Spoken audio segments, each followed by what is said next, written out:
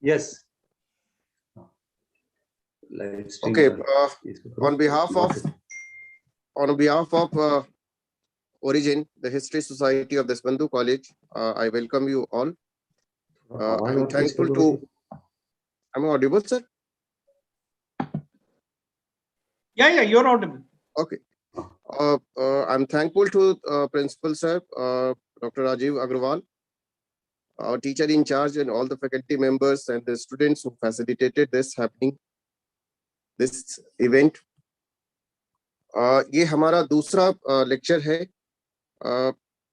इसके पिछले लेक्चर में हमने प्रोफेसर हरबंस मुखिया को बुलाया था और उसके बाद आज हमारा ये इस सीरीज में दूसरा लेक्चर है प्रोफेसर अमर फारूकी सर का. हम चाहेंगे कि आज के कार्यक्रम की शुरुआत हो और प्रीतिश नेहरू से मैं रिक्वेस्ट करता हूं कि वो हमारे स्पीकर को इंट्रोड्यूस करें. Pritish Nehru. Yes, sir. Good morning, everyone. Welcome to Origin, the History Society of Deshbandhu College. It is my immense pleasure to welcome today's very special guest with us, who we all know and have read his book called Early Social Formations. Professor Amar Farooqi is here to deliver today's distinguished lecture titled Delhi Darbar and Princess. Professor Amar Farooqi is a professor at Department of History, University of Delhi.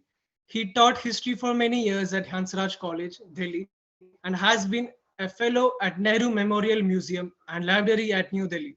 He is also one of the professors who visited and digged out the sources of Sri Natnagar Sodh Sansthan archives in Sitamau, Madhya Pradesh. His publications include Early Social Formations, Smuggling at Subversion, Colonialism, Indian Merchants and the Politics of Opium, 1719-1843 Opium City, The Making of Early Victorian Bombay, Scindia and the Raj, Princely Gwalior, Zafar and the Raj, Anglo-Mughal Delhi. I thank you, Professor Amar Farooqi, for accepting our invitation and coming ahead to speak on this webinar. Yeah, thank you, Pritish. Now I invite our teacher in charge, Ashwini sir, to formally welcome our teacher, guest speaker. Ashwini sir.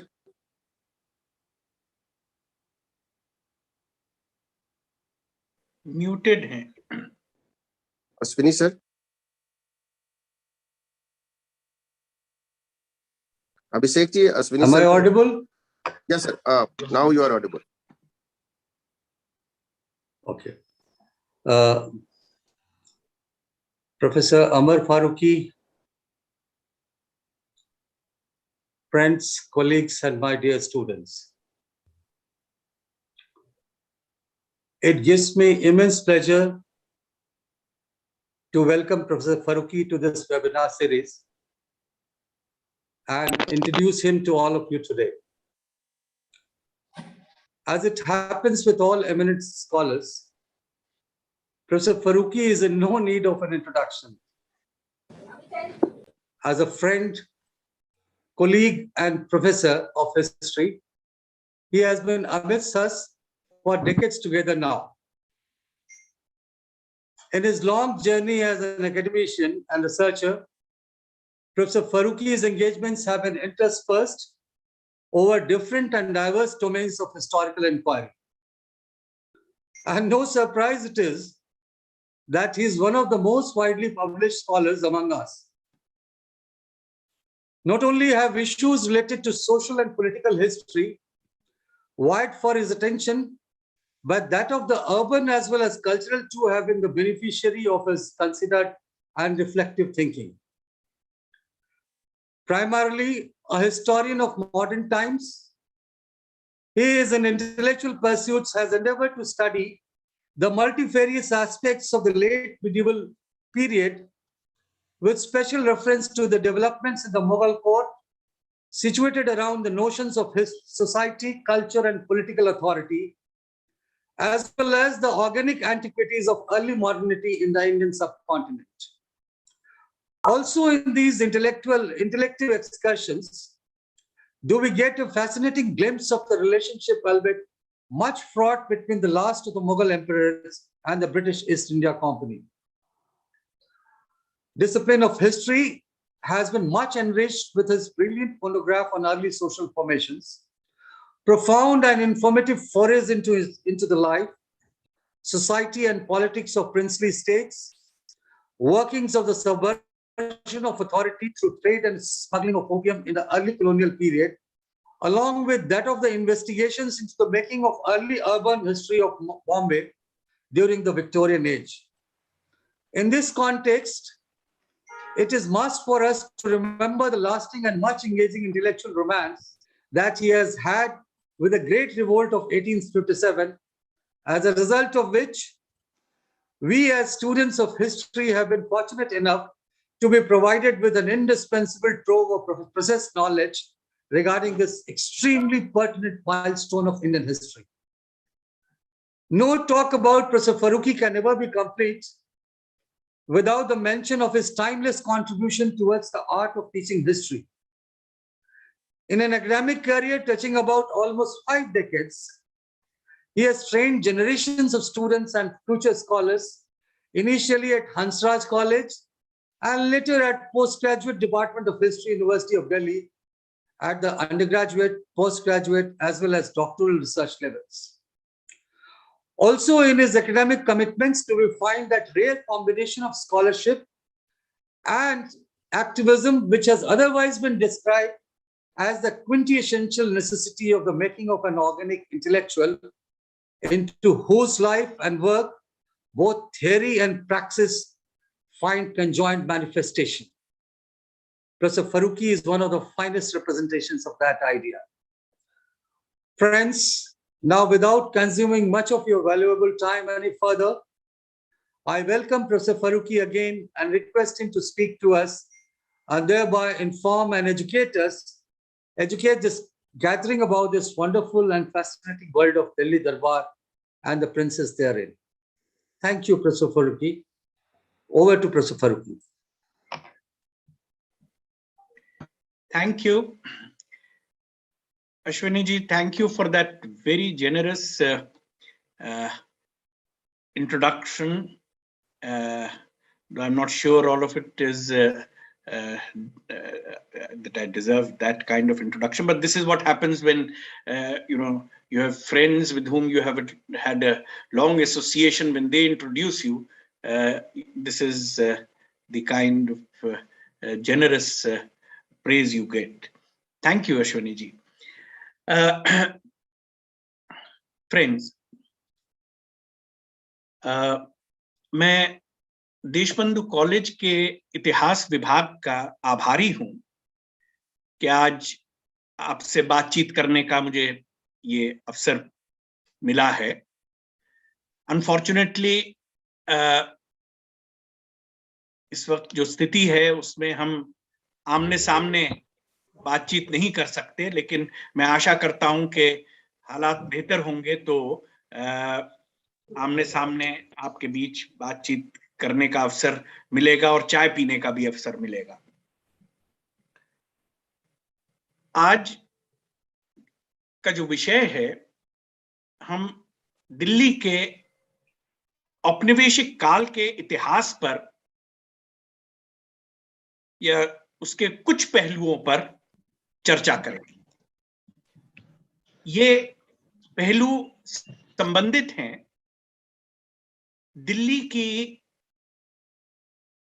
Delhi के बारे में जो औपनिवेशिक अधिकारियों की, लेखकों की जो समझ थी वो किस प्रकार विकसित हुई और उसने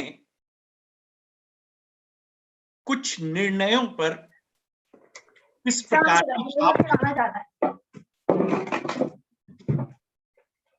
जैसा कि आपको ज्ञात होगा, संभवतः सबको ही ज्ञात होगा ये कि 1911 में ये घोषणा की गई कि दिल्ली में एक नई राजधानी का निर्माण होगा. कलकत्ते से दिल्ली राजधानी को ट्रांसफर किया जाएगा। इसके कुछ राजनीतिक कारण थे, एक राजनीतिक पृष्ठभूमि थी जो कुछ हद तक उस समय के राजनीतिक घटनाक्रम से जुड़ी हुई थी। विशेषकर बंगाल में जो विभाजन के विरुद्ध, 1905 के विभाजन के विरुद्ध जो आंदोलन था और जो औपनिवेशिक शासन के विरुद्ध जो संघर्ष था, उसमें जो तीव्रता आ रही थी, उसके चलते अंग्रेजों की ये समझ थी, औपनिवेशिक राज्य की समझ थी कि कलकत्ते से राजधानी हटाकर और कहीं और ले जाया जाए। इस पर काफी विचार भी हुआ कि कहां उसको शिफ्ट करा जाए। ये ध्यान में रखने वाली बात है कि कलकत्ता राजधानी जरूर थी, लेकिन 7 महीने साल में जो प्रशासनिक काम काज है वो शिमला से चलता था। तो शिमला के बारे में सोचा गया। ये भी सोचा गया कि एक रोटेटिंग कैपिटल हो, और भी कई सुझाव थे। अंत में दिल्ली के बारे में निर्णय लिया गया, और उस निर्णय की और ज्यादा मैं चर्चा नहीं करूंगा, क्योंकि जिस बात पर थोड़ा सा आज चर्चा हम करेंगे वो उस ऐतिहासिक प्रक्रिया पर चर्चा करेंगे जिसके चलते ये निर्णय लिया गया कि दिल्ली में राजधानी हस्तांतरित करी जाए और यहां पर एक नई राजधानी का निर्माण करा जाए, न्यू इंपीरियल कैपिटल। ये एक लंबी ऐतिहासिक प्रक्रिया है जो 19वीं शताब्दी के उत्तरार्ध में आरंभ होती है, जिससे औपनिवेशिक अधिकारियों में, औपनिवेशिक राज्य की समझ में ये बात कि दिल्ली एक शाही नगर है, एन इंपीरियल सिटी, इस बात का, इस समझ का विकास होता है। तो किस प्रकार से ये समझ का विकास हो, इसके लिए हमें कुछ हद तक 1857 की घटनाओं पर देखने की आवश्यकता है, लेकिन उन पर मैं चर्चा भी नहीं करूंगा। इसकी शुरुआत होती है 1877 में। हालांकि ये प्रक्रिया थोड़ी लंबी है, उससे भी पहले की है, और हम देखेंगे किस प्रकार से इस प्रक्रिया का आरंभ उससे पहले होता है। लेकिन 1877 एक बहुत महत्वपूर्ण मोमेंट है, एक बहुत महत्वपूर्ण क्षण, ऐतिहासिक क्षण, और वो है 1877 का दिल्ली दरबार। दरबार शब्द अपने आप में जिस प्रकार उसका प्रयोग औपनिवेशिक राज्य ने करा, औपनिवेशिक अधिकारियों ने करा, वो एक समझ थी जो शाही प्रतीक हैं भारतीय शासकों के, उनसे संबंधित थी। उसको किस प्रकार से एक नई परंपरा में परिवर्तित किया गया, वो प्रक्रिया हमें देखने को मिलती। ये वो दरबार नहीं थे जो मुगलों के, राजपूतों के, मराठों के या निजाम हैदराबाद के दरबार होते थे। ये वो दरबार नहीं थे, लेकिन उन दरबारों से इन्होंने कई प्रतीक उधार लिए और अपने दरबारों में उनको सम्मिलित करा, अपने समारोहों में उनको सम्मिलित करा, और एक इन्वेंटेड ट्रेडिशन इन दरबारों की उभरने लगी। एक ऐसी परंपरा जिसका हाल में विकास किया गया हो, आविष्कार किया गया। और हम देखते हैं कि किस प्रकार ये इन्वेंटेड ट्रेडिशन, और जब हम इन्वेंटेड ट्रेडिशन की बात करते हैं, जब हम इस प्रकार की आविष्कार की हुई परंपराओं की बात करते हैं, तो ये ध्यान रखने की आवश्यकता है कि जिस प्रकार एरिक हॉब्सबॉम ने, जो एक उनकी संपादित पुस्तक है, बहुत महत्वपूर्ण पुस्तक है, द इन्वेंशन ऑफ ट्रेडिशन, जिसमें कई इतिहासकारों के लेख हैं, ट्रेवर रोपर का, डेविड कैनाडाइन का, और बर्नार्ड कोन का, और बर्नार्ड कोन के ऐसे पर मैं अभी चर्चा भी करेंगे हम। और वो बताते हैं कि किस प्रकार कई परंपराएं ऐसी हैं जो आधुनिक काल में प्रस्तुत की जाती हैं प्राचीन या पुरानी परंपराओं के तौर पर, लेकिन उनका निर्माण, उनका विकास वो बहुत रीसेंट है। ये वो डिफरेंशिएट करते हैं इस प्रकार की परंपराओं को उन परंपराओं से जो असल में जेन्युइनली पुरानी है, जिनमें एक निरंतरता रही है, जिनसे लोग एक लंबे अरसे से परिचित रहे हैं। वो अलग प्रकार की परंपराएं। वो डिफरेंशिएट करते हैं इन्वेंटेड ट्रेडिशन को कस्टम से भी। कस्टम में और इन्वेंटेड ट्रेडिशन में एक अंतर जो बताते हैं वो है कि इन्वेंटेड ट्रेडिशंस में आमतौर पे कोई एक ही प्रकार के प्रतीक, एक ही प्रकार के समारोह, एक ही प्रकार की के जो चिन्ह हैं उनका प्रयोग किया जाता है। उसमें परिवर्तन का, उसमें चेंज की संभावना कम होती है या ना के बराबर होती है। कस्टम या पुरानी ट्रेडिशंस में ये संभावना होती है कि परिवर्तन हो, जैसे जैसे हालात बदलते हैं, समाज के ऐतिहासिक परिस्थितियां बदलती हैं, वैसे ये जो कस्टम होता है इसमें भी परिवर्तन आते हैं। वो डिफरेंशिएट करते हैं इन ट्रेडिशंस, इन्वेंटेड ट्रेडिशंस को रूटीन से। जो एक इंडस्ट्रियल सोसाइटी का रूटीन होता है, जो उसकी पेस होती है, उससे भी वो डिफरेंशिएट करते हैं।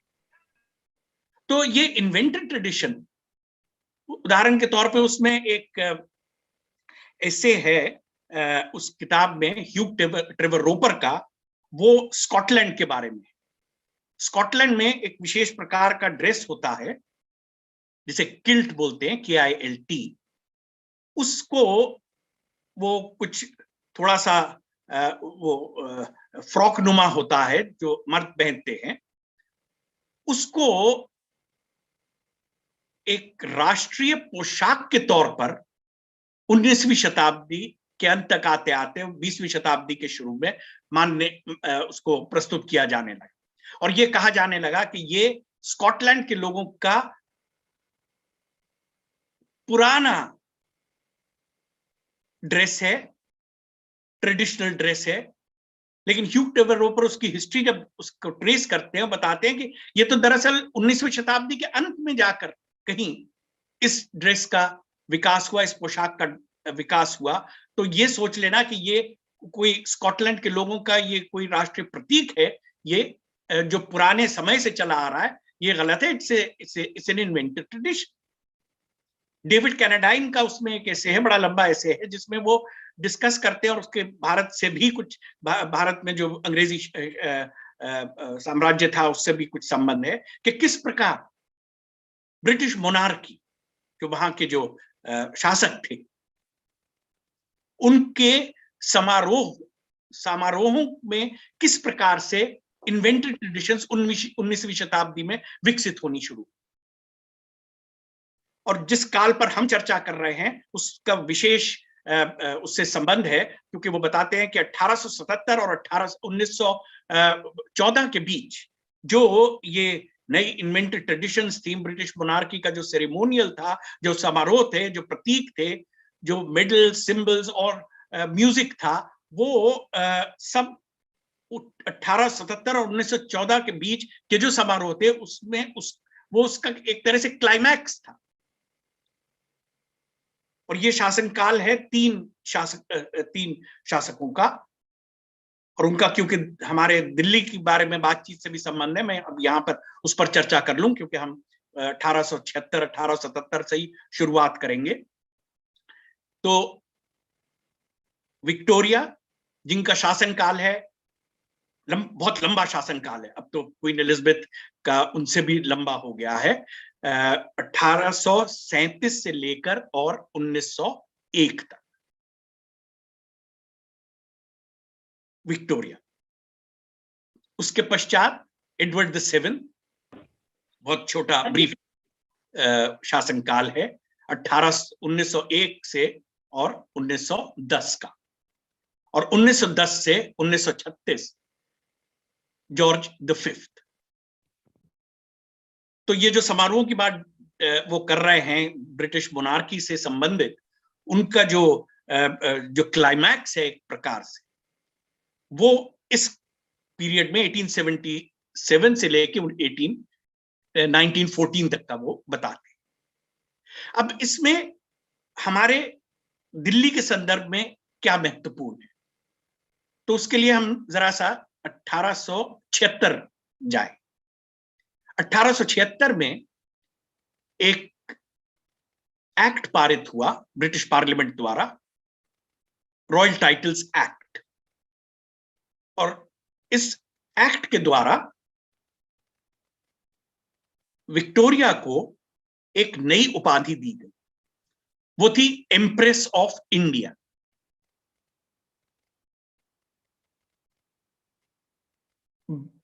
ब्रिटेन के, यूनाइटेड किंगडम के संदर्भ में उनका टाइटल क्वीन ही था,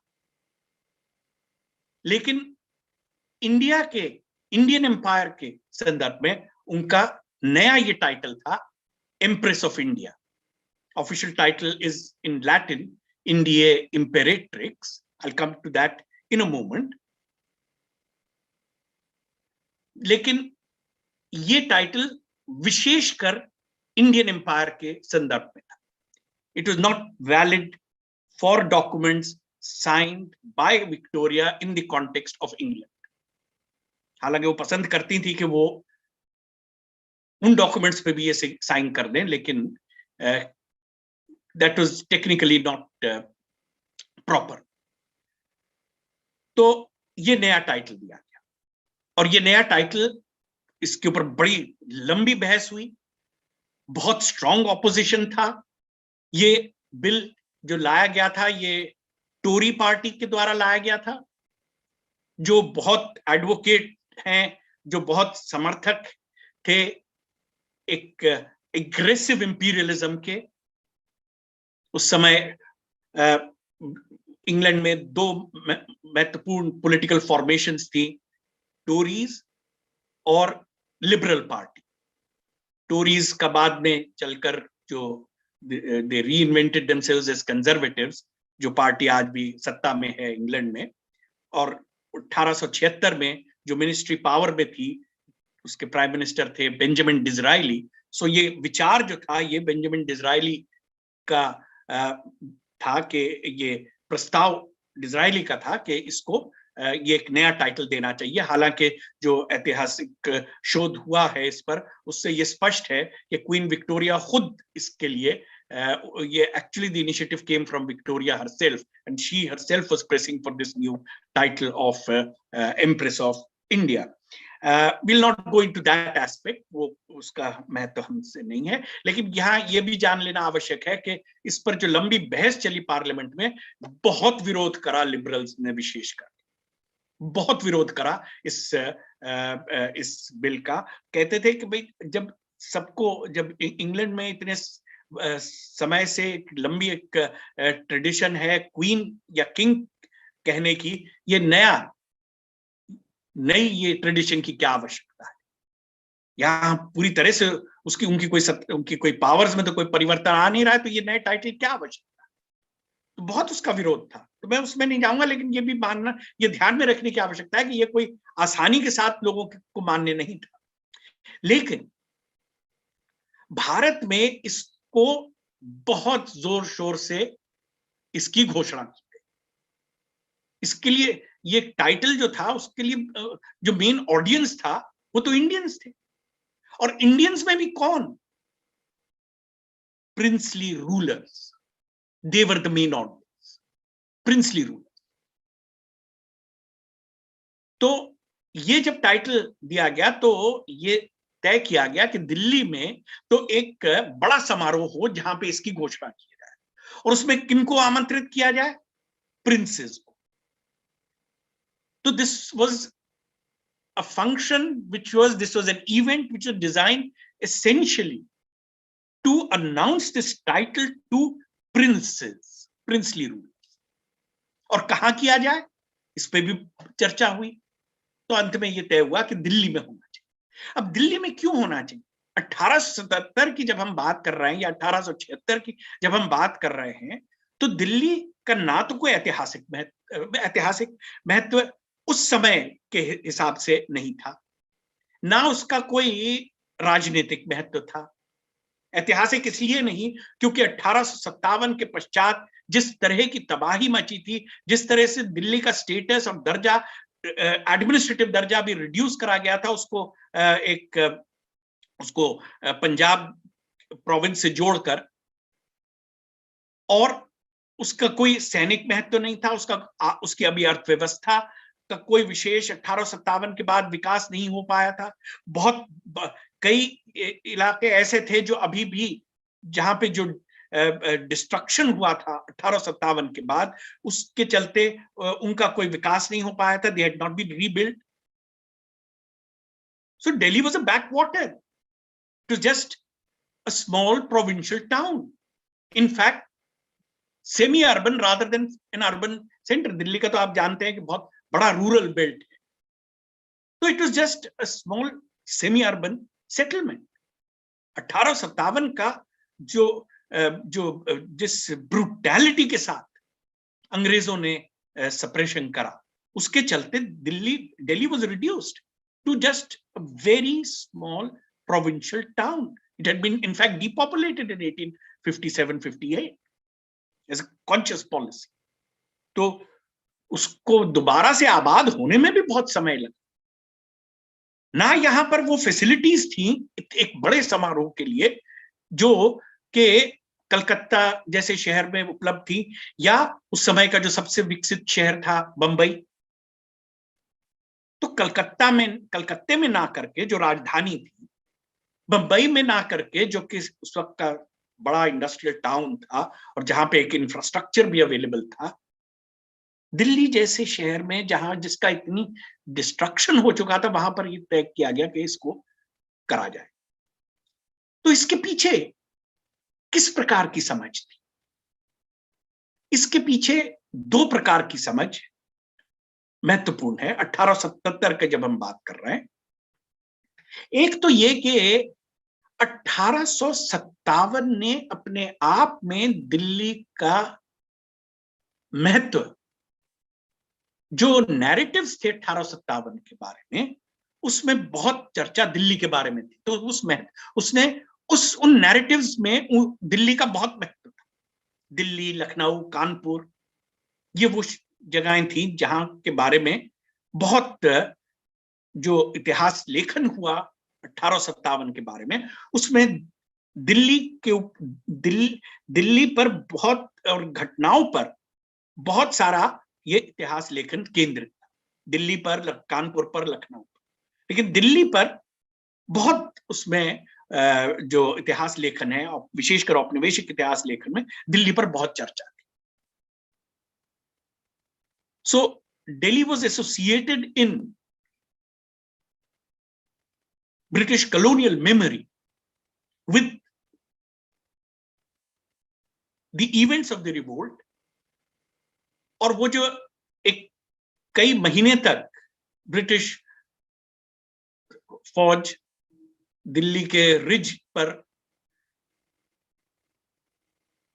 स्थित रही, उसको एक बहुत महत्वपूर्ण सैनिक संघर्ष के तौर पे इस इतिहास लेखन में प्रस्तुत किया गया। उनके सैक्रिफाइसेस को, वो लोग जो कि जुड़े हुए थे, वो जो मिलिट्री ऑफिसर्स थे जैसे John Nicholson, they became great heroes in that entire narrative. John Nicholson is one of the most well known figures. John Nicholson, Henry Havelock, Colin Campbell, these are the most well-known figures in this historiography.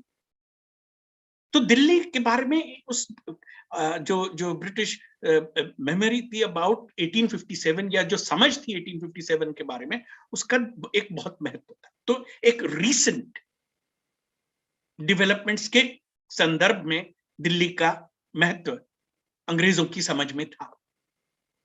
लेकिन यह भी ध्यान में रखने की बात है कि 19वीं शताब्दी में आपको शायद मालूम होगा कि 1803 के बाद दिल्ली का प्रशासन अंग्रेजों के अधीन हो गया था। तो 1803 के बाद से जो अंग्रेज यहां पर जो ऑफिशियल्स थे, उनका एक लंबी प्रक्रिया है जिसके चलते दिल्ली की जो बिल्ट हेरिटेज है उसका डॉक्यूमेंटेशन हुआ। एक बहुत वेल नोन किताब है सर सैयद अहमद की आसारुस सनादीद, which is a kind of listing of a large number of historical sites. तो एक वो पुस्तक थी, लेकिन उसके अलावा भी महत्वपूर्ण पुस्तकें हैं। प्रोफेसर शमामित्रा चिनॉय ने ट्रांसलेट करा है, मिर्जा संगीन बेग की किताब है जो 1820s की किताब है। उसमें मिर्जा संगीन बेग ने लिस्टिंग करी है मॉन्यूमेंट्स की, those which were identified as being of historical importance. अभी वो एक और मैन्युस्क्रिप्ट पर काम कर रही है which is also similar in nature. So एक पूरा प्रोजेक्ट है अंग्रेजों का to document the built heritage of Delhi, जो 19वीं शताब्दी में चल रहा है, जो 19वीं शताब्दी के पूर्वार्ध में शुरू होता है और आगे चलता है। उसको 1857 में एक सेटबैक है क्योंकि बहुत सारी built heritage actually particularly in the Red Fort was destroyed. I will come to that question a little letter.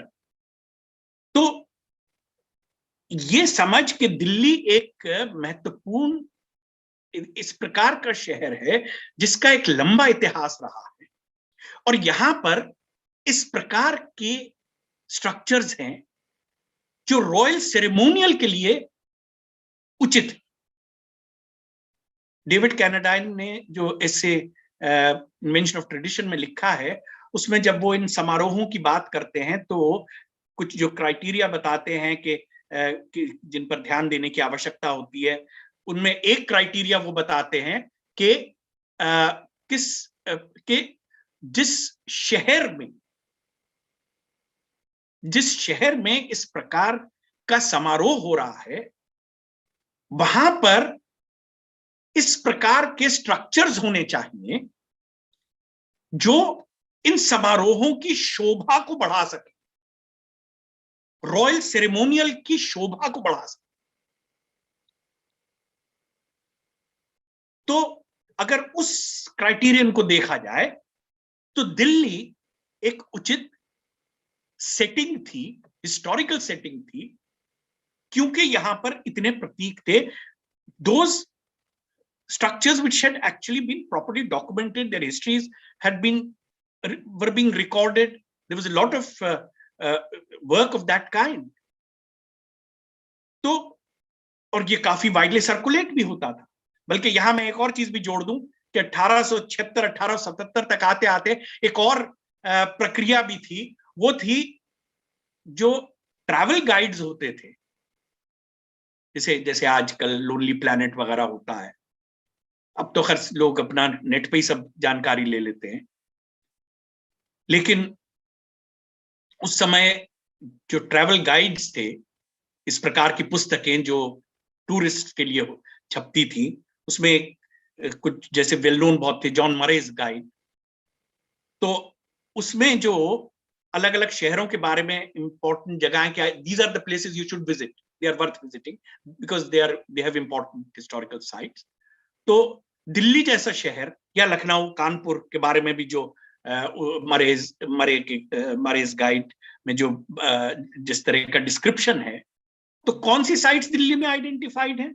Delhi के हिस्टोरिकल स्ट्रक्चर्स हैं, but there is also something called the 1857 tour, going to those places which are associated with the revolt. But these guidebooks themselves became important to disseminating information about the historical, the past of various cities, various locations. और दिल्ली के बारे में भी उसी प्रकार. Actually, in Mari's guide, you have a very detailed description of Delhi and its structures, historical structures, Red Fort, Humayun's tomb, and so on. I'll come back to Humayun's tomb in a moment. तो इस तरह से हम देखते हैं कि 70 के दशक तक आते आते दिल्ली के बारे में ये समझ विकसित हो रही थी कि ये एक यहाँ पे इस प्रकार के प्रतीक हैं, यहाँ पर इस प्रकार के स्ट्रक्चर्स हैं, यहाँ पे इस प्रकार की बिल्ट हेरिटेज है, जिसके चलते ये अगर हम शाही समारोह कर रहे हैं तो उस समारोह की शोभा बढ़ेगी उनके द्वारा. It will provide the backdrop, it will be the setting, these are the props for that spectacle. उस तमाशे के लिए ये props हैं, जैसे स्टेज पे props होते हैं, ये वो props है. ये जो पुरानी यहाँ पे ऐतिहासिक बिल्डिंग है और फिर 1857 की मेमोरी से भी जुड़ा हुआ है. और ये कोई आश्चर्य की बात नहीं है कि दिल्ली में उस समय कोई ऐसा इंफ्रास्ट्रक्चर नहीं था कि इतना बड़ा समारोह. बहुत बड़े पैमाने पे प्रिंसेस को बुलाया गया, उनके अपने रेटिन्यूज आए, उनके अपने जो परेड के जो उनकी सैनिक टुकड़ियां थी उनको बुलाया गया. उनके रहने के लिए कोई इंतजाम नहीं था, so they had to set up tents. So a temporary township came up in Delhi, extending almost from what is today Mukarwa Chowk to close to Mehroli, from north to south.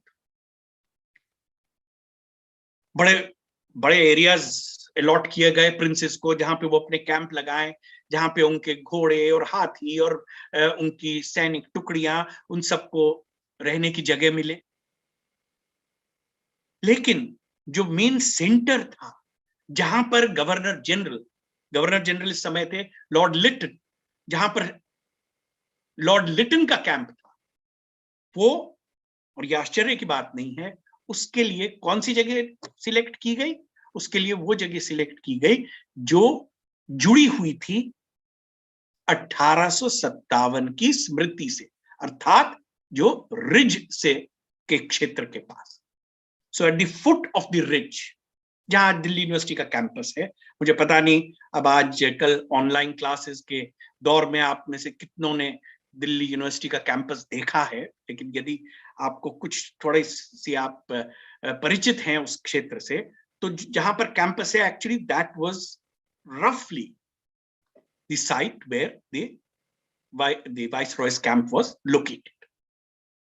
और जितने जो महत्वपूर्ण princely state से, जब हम महत्वपूर्ण कह रहे हैं तो महत्वपूर्ण औपनिवेशिक राज्य की नजर में महत्वपूर्ण, तो ये एक ओकेजन हुआ, ये एक अवसर में हुआ 1877 का, जब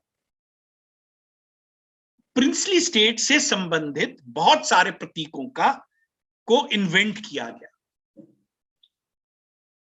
एक इनफॉर्मल हायरार्की तो थी अंग्रेज अधिकारियों की समझ में, लेकिन अब उसको फॉर्मलाइज किया गया. उस हायरार्की में 3 राज्य सबसे महत्वपूर्ण, सबसे ऊपर थे: हैदराबाद, मैसूर और बड़ौदा. और ये किस प्रकार से इस बात को पब्लिसाइज किया गया कि वो सबसे महत्वपूर्ण है? क्योंकि उनको 21 तोपों की सलामी एंटाइटल थी, 21 तोपों. So gun salutes and the table of gun salutes became an important way of showing where a state ranked in hierarchy. So at the top, of course, Queen Victoria or Empress or Queen Empress. As you can see, it's a very clumsy title, Queen-Empress. या king dash emperor. तो 101 तोपों की viceroy, एक 31, फिर 21 gun salute states, और वो hierarchy नीचे तक 9 गन सैल्यूट्स तक, तोपों की सलामी तक आती थी। तो बड़ा फॉर्मल स्ट्रक्चर, एक hierarchy you could make out from the table of gun salutes के वो इंपीरियल हायरार्की में कहां पर रैंक करते हैं। बाद में 20th सेंचुरी के शुरू में 2 स्टेट्स और जोड़ दिए गए थे, 21 तोपों की सलामी जिनको एंटाइटल थे, ग्वालियर और Kashmir. But in the 19th century there were only 3 states which had this privilege of 21 gun salutes। और जिस तरह से उसका अरेंजमेंट भी किया गया दरबार का, तो एक सेमी सर्कल में बैठे, एक रेज्ड डायस पर Lord Lytton, the great representative of Queen Victoria in India, receiving homage on behalf of Victoria from her vassals, princely rulers। और उस सेमी सर्कल में सबसे आगे ये 3 शासक थे, क्योंकि अंग्रेज इनकी रैंकिंग आपस में नहीं करना चाहते थे, तो तीनों को साथ बिठा दिया। तो बड़ौदा, मैसूर एंड हैदराबाद। तो this then became a way of announcing their status। So at the top, of course, Victoria herself, then the Viceroy as her representative in India, then these states according to their rank indicated by the gun salutes they were entitled to। और title जब announce किया गया, बड़ी मुश्किल में पड़ गया अंग्रेज। एम्प्रेस ऑफ इंडिया, अच्छा Latin title obviously, India, Imperatrix। Imperatrix is the feminine of imperator। That title itself is an invented tradition, which attempted to link the status of the British monarch with ancient Rome। And in the context of ancient Rome itself, it was an invented tradition। Imperator became the word in the later Roman Empire for the absolute ruler। Of course, absolute rulers in the late Roman Empire were all invariably the choice of the army along with the Senate। लेकिन imperator का जो original sense है वो simply is someone who holds the imperium, अर्थात जिसको command दिया जाता है किसी कैंपेन की। जब कैंपेन समाप्त हो गई, उसका इंपीरियम भी समाप्त हो गया। उसको परिवर्तित कर दिया गया एब्सोल्यूट मोनार्क के सेंस में लेटर रोमन एम्पायर। लेकिन Roman traditions of the later Roman empire have problems because the later Roman Empire was centered not on Rome but on Byzantine Empire, Constantinople, Istanbul now। And this confusion is reflected in the title, the way the title was translated। India imperatrix का क्या मतलब होगा, कौन सी associations होंगी उस title से जिन लोगों को अनाउंस किया जा रहा है। तो एम्प्रेस ऑफ इंडिया भी जरा आसानी से it doesn't evoke any sort of memories or any association of greatness, majesty। तो उसको ट्रांसलेट कैसे किया गया,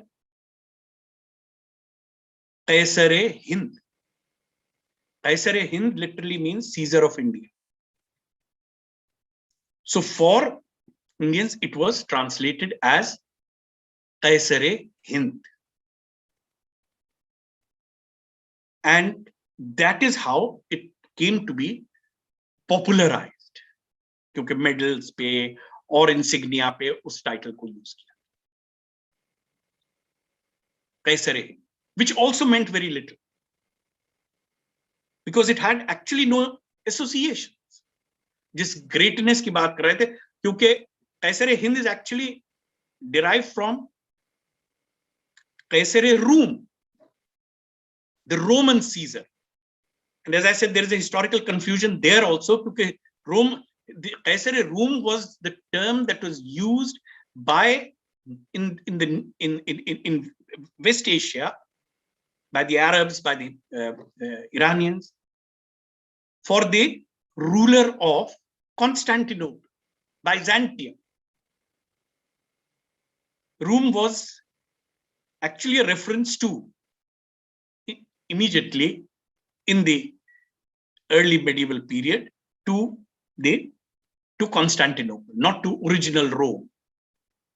तो ये सब प्रॉब्लम्स हैं इसके ट्रांसलेशन के भी, जो बर्नार्ड कोन ने अपने ऐसे में बहुत डिटेल में इसके ऊपर चर्चा करी है, किस प्रकार इस टाइटल के ऊपर भी कितना विवाद हुआ और किस तरह से एक मीनिंगलेस उसका ट्रांसलेशन था. We didn't really convey what the British were trying to convey, but certainly the spectacle itself had its importance, क्योंकि उससे उसने दर्शाया कि महारानी विक्टोरिया को बहुत बड़ी शख्सियत हो, जिसके लिए, जिसका टाइटल ही अनाउंस करने के लिए इतना बड़ा समारोह किया जा रहा है, इतने सारे प्रिंसेस को बुलाया जा रहा है, इतने बड़े पैमाने पे ये सब आयोजन किया जा रहा है. आयोजन किया गया जहां आजादपुर, बादली, उसके पास ये समारोह का आयोजन किया गया.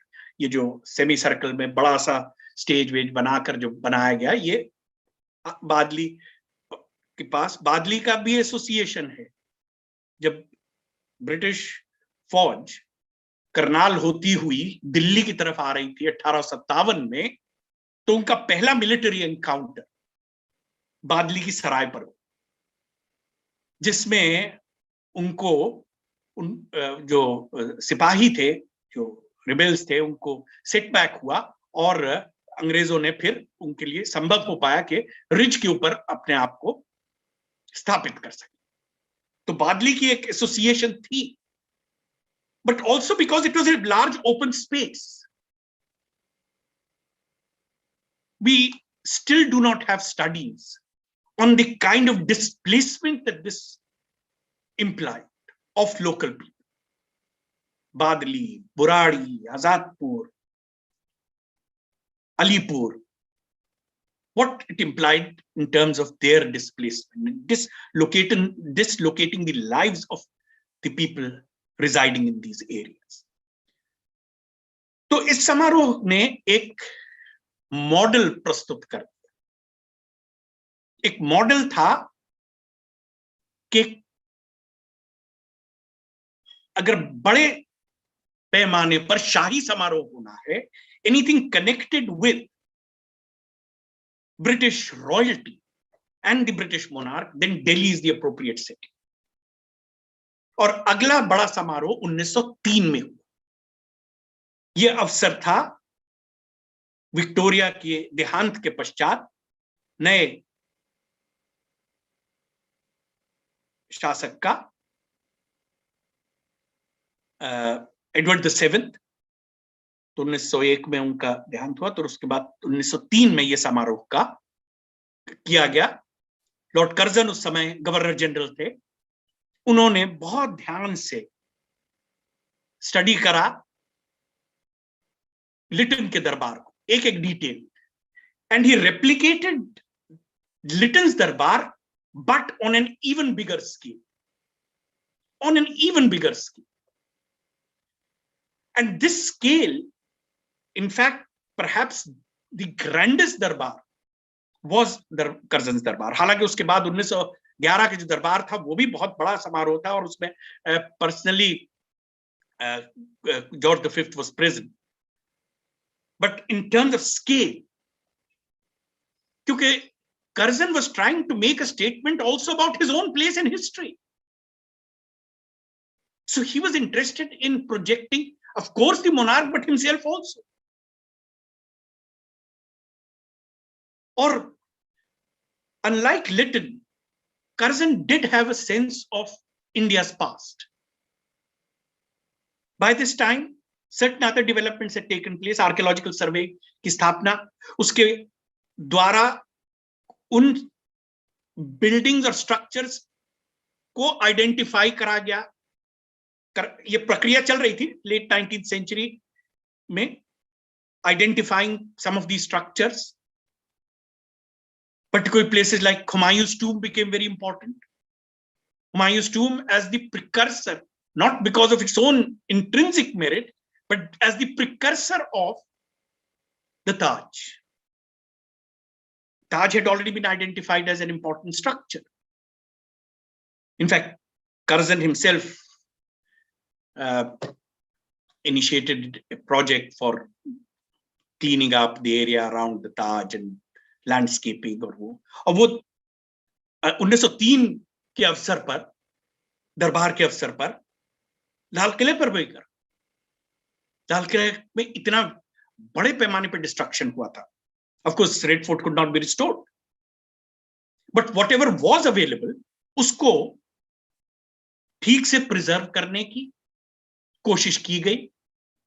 दीवाने खास में कुछ, दीवाने आम में कुछ जो वहां से कुछ टाइल्स निकाल लिए गए थे और इंग्लैंड ले गए थे. कर्जन गॉट देम बैक, उनको रिप्लेस करा गया. उसको कई एरियाज को क्लीन अप करा गया रेड फोर्ट के भीतर. और इसमें यह समझने की भी आवश्यकता है कि 19वीं शताब्दी के अंत तक ब्रिटिश औपनिवेशिक राज्य अपने आप को प्रस्तुत कर रहा था as a custodian and interpreter of India's past. So you have that shift. 1857 destruction का मोमेंट.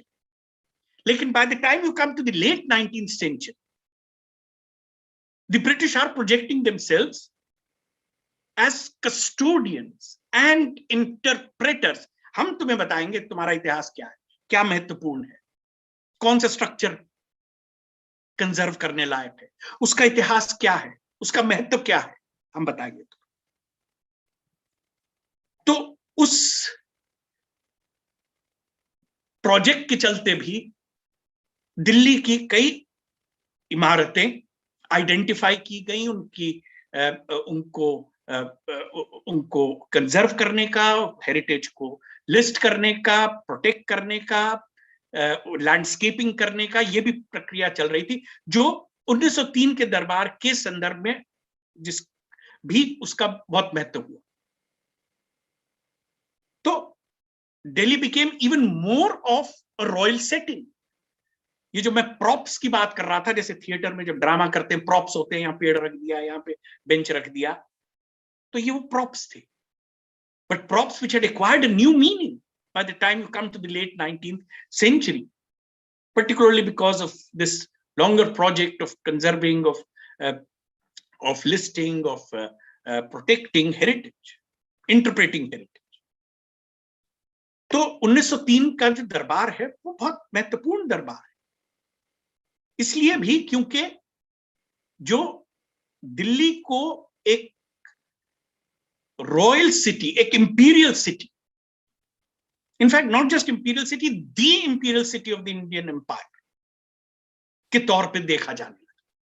ये है सही मायने में, this is what the colonial understanding came to be. लेकिन इन समारोह में जो और प्रतीक थे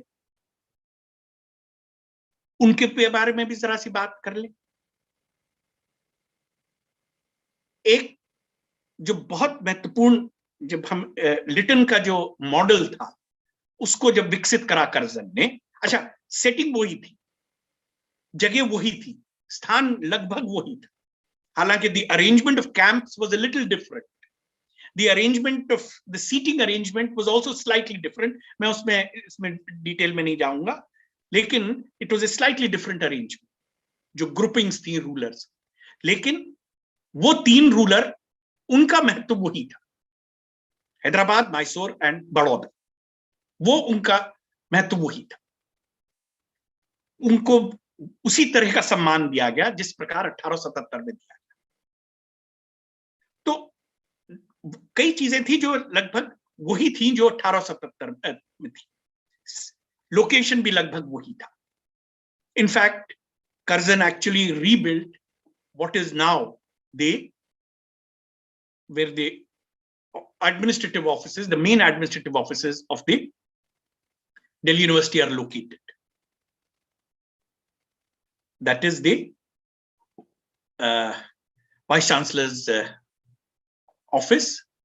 That structure that used to be the Punjab Circuit House, उसको Curzon ने विकसित करा, और अभी भी उसका जो बड़ा हॉल है उसके पीछे, उसको वाइस रीगल लॉज बोलते हैं, तो उसको विकसित करा, एक परमानेंट स्ट्रक्चर बनाया, which was actually the temporary residence of Curzon, और बड़ा सा विशाल उसी लगभग उसी स्थान पे बादली, आजादपुर, पुरानी उस क्षेत्र में ये बड़ा सा समारोह का जो आयोजन, मेन आयोजन था, वहां किया गया। लेकिन 1903 में कई समारोह लाल किले में भी हो, तो जो सिंबोलिज्म एसोसिएटेड था रेड फोर्ट से, दीवाने खास में कई समारोह, एक बहुत बड़ी पार्टी भी दी गई जिसमें प्रिंसेस को बुलाया गया, वो उसी में था, दीवाने खास। तो रेड फोर्ट का भी महत्व, और इस प्रक्रिया में साथ देने लगा दिल्ली को एक शाही नगर के रूप में प्रस्तुत करने का। और जो सेरेमोनियल था, और जो जिस तरह के सिंबल्स थे, जिस तरह का जो स्ट्रक्चर बनाया गया था, जहां पे ये सेमी सर्कुलर एम्फी थिएटर में लोग, इन सब जो आमंत्रित लोग थे, जो again the princess were the main invitees, उसमें जो ये जो टेम्पररी स्ट्रक्चर्स बनाए गए, उसमें बहुत सा सिंबोलिज्म जो है was derived from what were supposed to be the symbols of medieval, of royalty and India's medieval past and feudal past. In fact, क्या हो रहा था, जो इंडिया का जो medieval और past है, उसमें से कुछ प्रतीक without any historical context, that's why we call this an invented tradition. They have no historical context. They are picked up like you would be picking up, you know, if there is a building in which there are styles which are picked up from different periods and put together. It should make a very, very incongruous kind of building. तो इसी तरह से कई इस तरह के प्रतीक हैं जो समझा गया कि ये रॉयल्टी डिपिक्ट करते हैं, ये रॉयल्टी से संबंधित है, ये रॉयल्टी को अंडरलाइन करते हैं, इंपीरियल आइडिया को अंडरलाइन करते हैं. So they went about looking for some of these symbols from India's past and assembling them. तो छतरियां बनाई गई, पेविलियंस उस शेप में तैयार किए गए, उस प्रकार के ड्रेसेस में ये जो रूलर्स आए थे उनसे कहा गया कि आप इन प्रकार के ड्रेसेस में परेड कराइए अपने सिपाहियों को. तो वो सब सिंबल्स थे. So what they are trying to do, and as David Cannadine has written in another book, Ornamentalism, they were trying to establish an imperial hierarchy, which was at the same time a feudal hierarchy. Feudal. And feudal, ये समझ कहाँ से आ रही थी? It is not the understanding of feudalism, which you as students would be familiar with from a transition debate or from social formations or rise of modern West or whatever their sort of the other ways in which you are studying these aspects, or medieval Europe. It came from the understanding in the late 19th century of British officials of what constituted the feudal past of Europe. और उस feudal past में कई ऐसे symbolism थे. एक उदाहरण के तौर पे मैं बताऊं जो डायरेक्टली दरबार से एसोसिएटेड नहीं है लेकिन is associated with princes, is the order of the Star of India. 1861 में अंग्रेज औपनिवेशिक शासन ने order of the star of India establish करा. What is this order? The idea of this order comes from Europe's medieval past. Orders क्या थे? Order जब हम बोलते हैं तो with a capital O, तो we are referring to a kind of brotherhood, which is also a kind of secret society which has very complex initiation rituals, जिनका इतिहास जाता है वापस, अगर हम उसके देखें, उसके रूट्स हैं क्रूसेड्स. सो क्रूसेड्स में ये नाइट्स, KNIGHT, घुड़सवार सैनिक इकट्ठे होकर एक प्रकार का ब्रदरहुड का हिस्सा बनकर, एक प्रकार के ऑर्डर का हिस्सा बनकर, और क्रूसेड्स में जाते थे लड़ने के लिए. So these orders, and they then became very powerful orders in Europe, and they have an important role in European history, which I cannot go into, but I'm just pointing out where this is derived from. The idea of an order. Order अभी भी England में ये orders हैं जिसके द्वारा यदि राज्य किसी को सम्मानित करना चाहता है तो उस ऑर्डर का उसको मेंबर बनाया जाता है. The highest is the order of the Garter. अभी हाल में हो सकता है आपने पढ़ा हो कि टोनी ब्लेयर जो पूर्व प्रधानमंत्री हैं, उनको इस ऑर्डर का, इसकी सीमित हमेशा संख्या होती है, और उनको ऑर्डर ऑफ द गार्टर उनको दिया गया.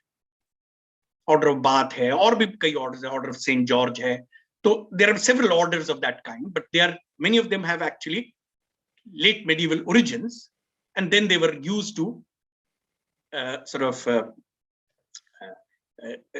bestow honor on people, and they still continue in some cases. तो ये जो medieval orders थे, उनका आइडिया निकाल कर medieval past में से, feudal past में से, यूरोप के, वो इस्तेमाल किया गया order of the star of India करने की. और उस ऑर्डर के टॉप पर ऑफ कोर्स विक्टोरिया हरसेल्फ और the monarch, Edward the 7th, George the 5th, George the 6th, and the viceroy was the representative with a title which is again derived from the same tradition. आप title देखिए और आप देखेंगे कि viceroys के हमेशा आगे ये 4 लेटर होते हैं, या abbreviation GMSI, Grand Master of the Star of India. GMSI, Grand Master of the Star of India. And these, और ये इसमें जो कुछ प्रिंसली रूलर्स थे महत्वपूर्ण, उनको ये ऑर्डर का हिस्सा बनाया, और उनको उसमें भी एक रैंकिंग थी, night companion, companion of the Order of the Star of India, Knight Companion of the Star of Order of the Star of India. Where is this symbolism coming from? It's coming from the understanding of जो भी उनकी जैसी तैसी समझ रही होगी colonial officials की, colonial policy makers की, कि भाई this is the appropriate way to incorporate princely rulers into our hierarchy.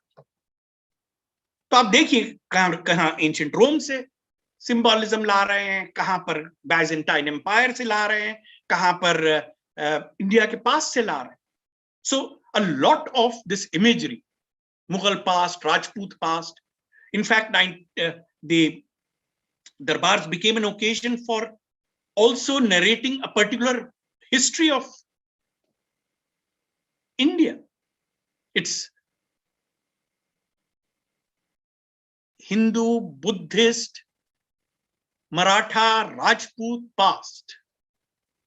So you'll find that in these special books would be published at the time of the Darbar. तो ये इस तरह का history का narration है, और वो symbolism उसमें है. What were these officials reading? क्या पढ़ रहे थे? So one important influence would have been James Todd, Annals and Antiquities of Rajasthan, published in the late 1820s, which projected Rajasthan, the past of Rajasthan, the pre-colonial past of Rajasthan, as a past marked by feudalism, and feudalism exactly the same way as was prevalent in Europe, or as was understood by Todd to have been prevalent in Europe.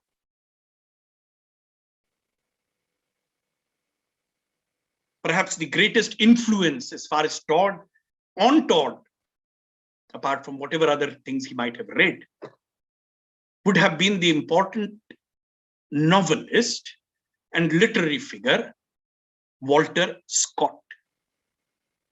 Walter Scott, who obviously was widely read in the 19th century. आजकल बहुत कम लोग Walter Scott को पढ़ते हैं. Walter Scott went out of fashion by the beginning of the 20th century. लेकिन 19th century impact Walter Scott is very extensive. अगर आप उनका नॉवल देखें, Ivanhoe, Ivanhoe, Ivanhoe, is actually a novel about the way in which Walter Scott understood medieval Europe and feudalism, knights, chivalry, Bahaduri. Night का एक बहुत बड़ा उसके चरित्र का वो माना जाता है quality is bravery.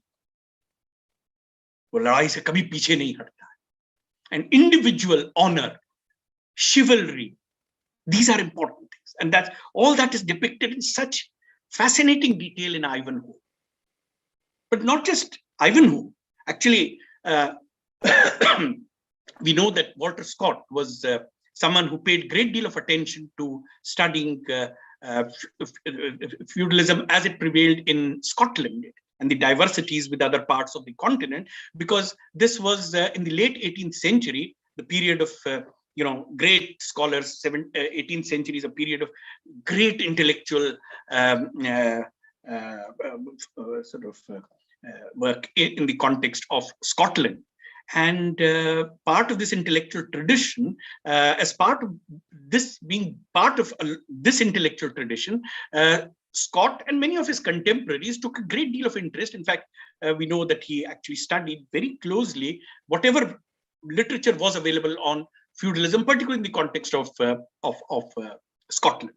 So he was not just writing, he was not an ignorant person writing. और आप अगर उनकी पुस्तकें देखें, एक और दो और पुस्तकों का मैं नाम mention कर सकता हूँ. Waverley, very famous work of, in fact, there's an entire series of novels, the Waverley novels, which depicts Scotland at the end of the 17th, beginning of the 18th century, and the survivals of feudalism and so on in that period, and another work which refers to a slightly later period, that's the late 18th, early 19th century, the Antiquary.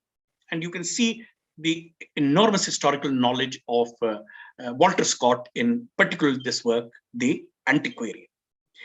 The point I'm making is that these were popular writings which shaped the idea. I'll take just about another 3 minutes to wind up.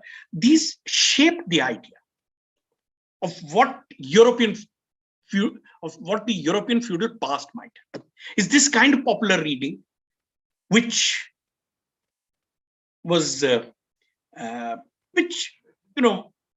which would have been accessible to Europe, to British colonial officials, and that shaped their understanding of how do you depict, how do you project the idea of feudalism and a feudal hierarchy. तो वो घुड़सवारी और cavalry का role actually had declined by the late 19th century, but for parades it was absolutely important, essential. A lot of the ceremonial is associated again with that.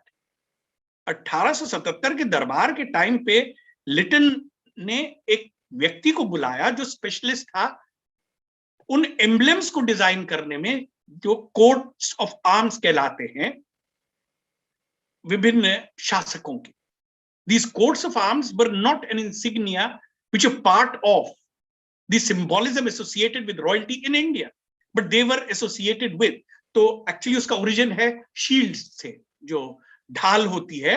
तो ढाल के ऊपर जो सिंबल्स होते थे मेडिवल पीरियड में, बड़े बड़े जो नोबिलिटी के और एरिस्टोक्रेसी के या जो ये जो नाइट्स के ऑर्डर्स होते थे, वो ढाल के ऊपर सिंबल्स होते थे जो इमीडिएटली आइडेंटिफाई कर देते थे कि हम इस एरिस्टोक्रेटिक या नोबल फैमिली के हैं या इस ऑर्डर के हैं, नाइटहुड के. तो उन प्रतीकों को प्रयोग इस्तेमाल करा गया प्रिंसली स्टेट्स इंडिया में उनको उनके लिए सिंबल्स प्रोवाइड करने के लिए. तो 1877 में उन्होंने, बल्कि 1876 में, क्योंकि तैयारी तो उससे पहले ही हो गई थी, दरबार तो 1 जनवरी को लगा था 1877 के. तो उन्होंने स्पेशलिस्ट को, these are called specialists in heraldry, who designed these coats of arms. So it was their understanding of both India's past, derived from colonial writers like James Todd or maybe Grant Duff, and partly whatever their understanding was of Roman history or Byzantine history and European feudalism. And all this went into also the way in which the 1911 Darbar was organized. तो 1911 का दरबार, जिसमें British monarch himself was present, almost the same kind of arrangement, though perhaps a little lower in scale than the 1903 Darbar, but it was grander in the sense that George V, new King Emperor, was himself present, and many events were held not just in that area at the foot of the ridge, but also in the Red Fort. तो झरोका दर्शन, actually झरोका दर्शन उन्होंने की प्रथा जो है वहीं पे enact करी जहां पर उनकी समझ थी कि मुगल बादशाह जो हैं वो झरोका दर्शन कर. Same which they thought. Please remember, a lot of this history is constructed history, which the British themselves have constructed, colonial writers have constructed. And that is where the announcement was made कि दिल्ली को अब राजधानी बनाया जाएगा और एक नया बड़ा ग्रैंड शहर बनेगा. वो एक अलग कहानी है, उसके बारे में हम नहीं चर्चा कर सकते. यहाँ हम केवल उस ऐतिहासिक प्रक्रिया की बात कर रहे थे जो जिसके द्वारा औपनिवेशिक समझ में दिल्ली एक शाही नगर के तौर पर समझा जाने लगा. Thank you. Thank you, Professor Farooqi, for brilliant. I was literally mesmerized because although I am not expert in modern India, but I'm a medievalist. But as you know, you have been part of our Delhi University fraternity. We are forced to, we are given lots of papers to teach. So I taught, the paper related to colonial architecture and all. So I was literally listening and understanding everything what you said. I hope the students also enjoyed your lecture. You're brilliant. Thank you very much, sir. Now the session is open for question answer. I think there's one question already. I think I'll read. Those who are interested in asking the question directly, they can do so. I'll take the questions asked in the text in the chat box. But those who are interested to ask directly can raise their hand and ask the question. Ashutosh, ask them to raise their hand. Yeah, I've asked them. Please raise your hands if you want to ask the question directly to the speaker. I think Amartya has a question.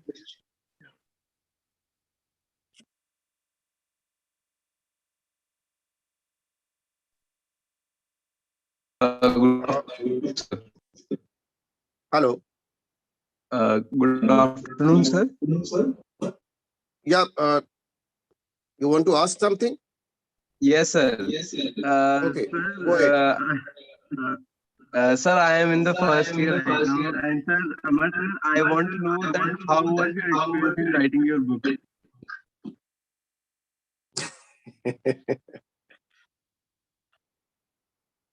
Sorry, there was an echo. Can you repeat your question again? आप अपना प्रश्न दोबारा से पूछिए. Sir, I wanted to know about your experience in writing your book. Experience in writing the book? Yes, sir. Let me clarify his question. He's a first year student, and as you know, your book is everywhere. Omnipresent almost. So he's curious to know how do you feel when you write the book. So anyway, it's a first year curiosity. Yeah, no, sure. No, I'll try to. You see, the point is that first of all, I must mention that if you're referring to my book, Early Social Formation, I'm not a specialist in that field. जैसे कि होता है कि क्या आप साल तक एक पेपर पढ़ाते रहते हैं, नोट्स बनाते रहते हैं, और स्टूडेंट्स के लिए इजीली एकदम से उपलब्ध नहीं. So I just put together some of those. So that's the experience of writing a book like that is very different. Writing a book which is based on your own research. Yeah.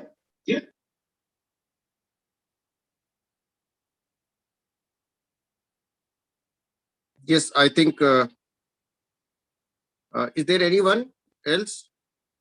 Meanwhile, I'll just read one or two questions in between which has been asked in the text.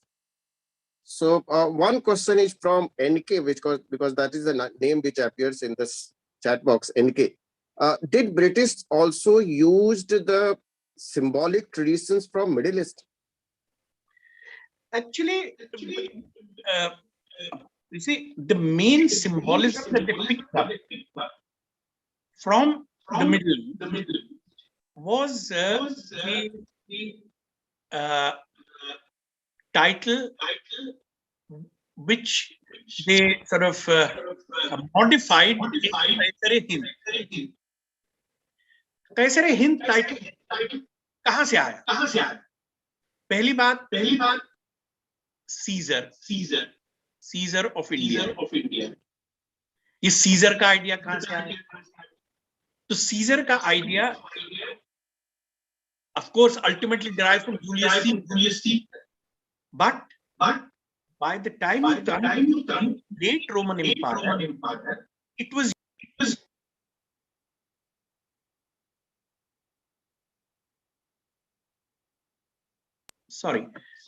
by the time you come to late Roman Empire, 3rd century, 5th century AD, तो ये title generally होने लगा और emperor. In fact title scissor और title August दोनों प्रयोग होते थे. ऑगस्टस का टाइटल भी और सीजर का. सो दे बिकेम टाइटल्स. और उसी टाइटल को जो मिडिल ईस्ट आप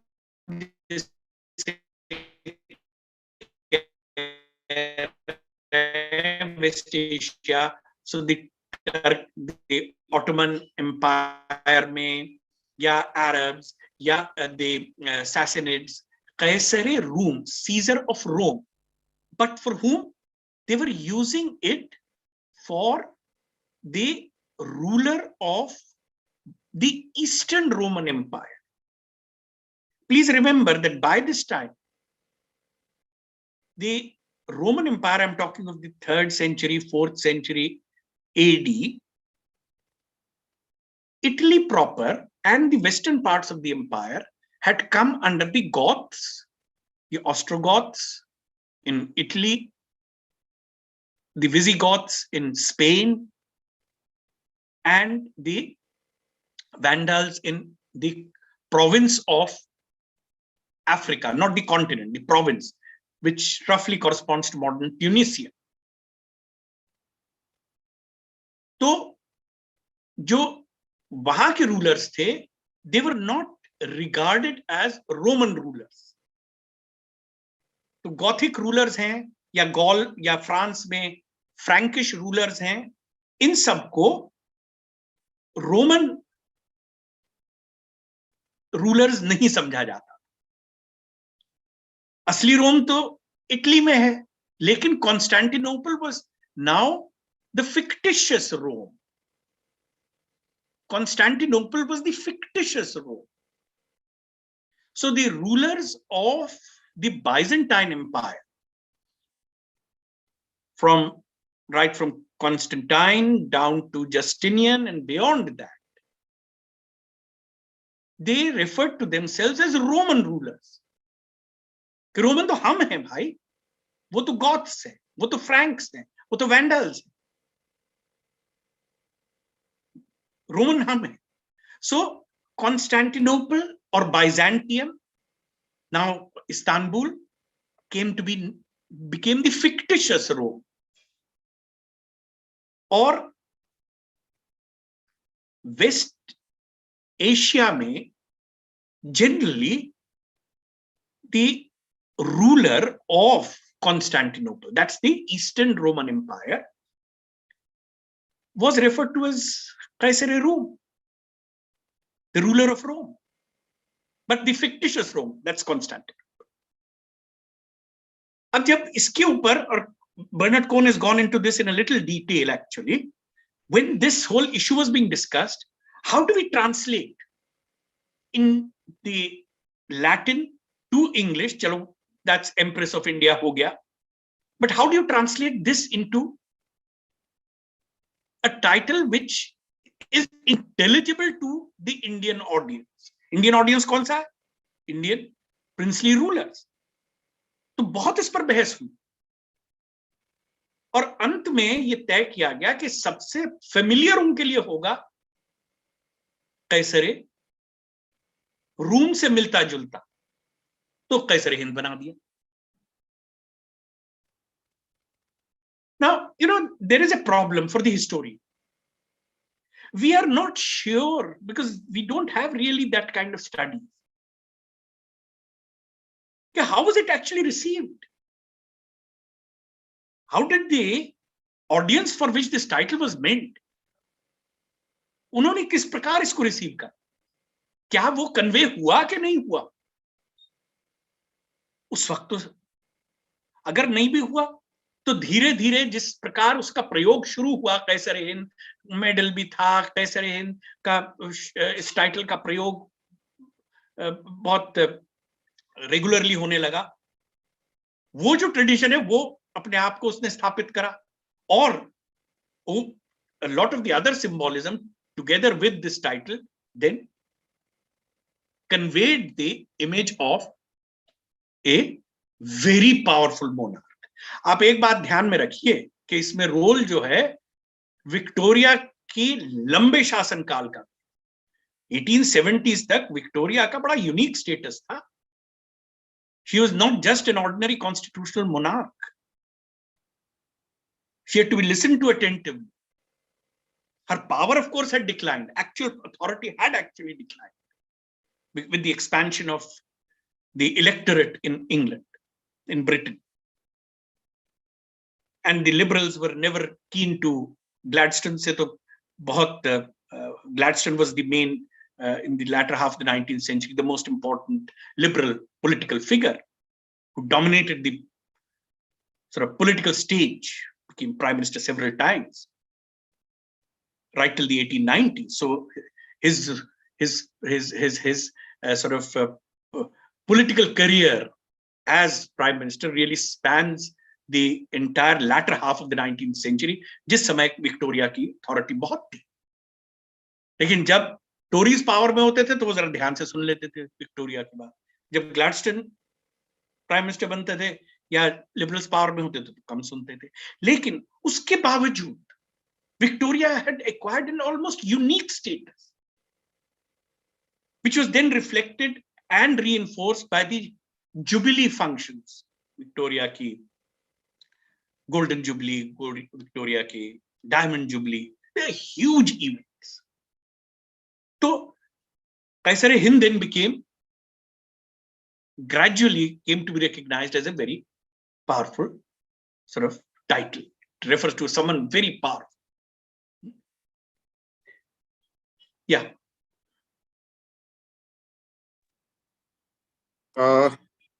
सर, जाकिर हुसैन कॉलेज से एक लक्ष्मण जैन जी हमारे हैं, वो कुछ पूछना चाहते हैं। लक्ष्मण सर जी जी, आप अपना प्रश्न रखिए सर।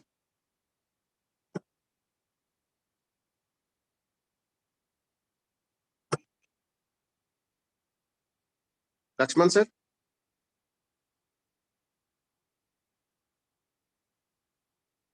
लक्ष्मण जैन जी।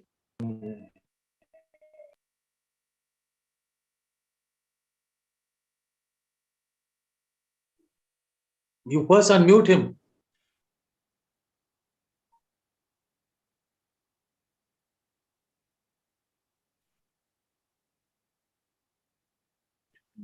हेलो, अभिषेक जी जरा अनम्यूट कर दीजिएगा। yes, Professor Amar Faruqi, we are very thankful and grateful to you for having given us such an enlightening talk. What I just wanted to know about is the fact, what was the material and strategic position behind choosing Delhi as a site for new capital? Was it only the response to Swadeshi movement that was taking place in Bengal, or whether the British was trying to project themselves, pitching themselves as a natural heir to Mughal throne, or what other considerations went into the selecting Delhi as a capital? Thank you. Actually जो आपने दो factors कहे वो बिल्कुल ठीक है, आपने ठीक बिल्कुल आइडेंटिफाई करा कि ये दोनों ही कारण थे। इमीडिएट कारण तो जो स्वदेशी मूवमेंट था, बंगाल पार्टीशन के विरुद्ध जो आंदोलन था, और जो बढ़ता हुआ जो आक्रोश था बंगाल में ब्रिटिश शासन के विरुद्ध, वो इमीडिएट बैकड्रॉप था।